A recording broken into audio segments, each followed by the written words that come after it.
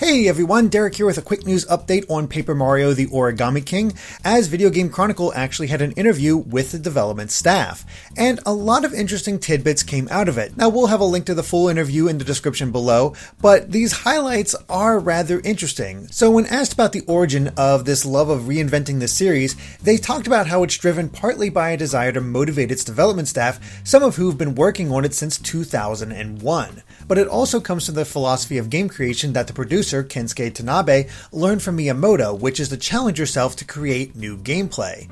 According to the assistant producer Risa Tabata, she says that if they want to give players positive surprises, they can't do exactly the same that was done before. Tanabe, for his part, says that he does pay attention to feedback from fans, but hopes that they approach with an open mind. Nintendo's philosophy is that they don't ignore casual players. This is even true in the Metroid Prime series, even if that doesn't seem the case at a glance. And this seems to apply to the story as well, as he was asked how to make sure the story appeals to a broad audience.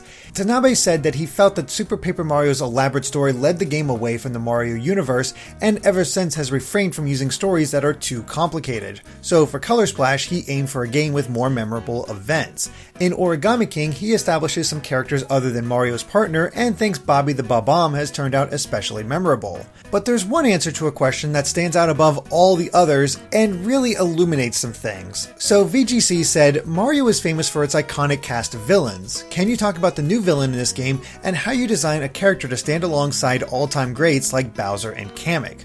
And Tanabe responded, since Paper Mario Sticker Star, it is no longer possible to modify Mario characters or to create original characters that touch on the Mario universe.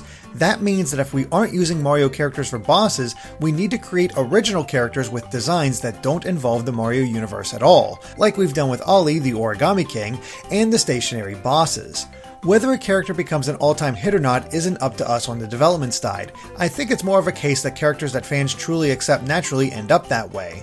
I hope the Origami siblings and Paper Mario the Origami King will stay in players' memories, even if they do only end up appearing in this title. And that's rather fascinating. It seems like a limitation has been placed, whether from Tanabe himself or someone up further in Nintendo, decided that they really don't want to get into original characters for the Paper Mario series. They don't want to have a bunch of newcomers or variations that aren't kind of approved for the Mario universe, which explains why there's been so many Toads ever since Sticker Star. And I guess they're kind of getting away with that with Bobby, but again, Bobby's just a Bob-omb. There's nothing unique about his design.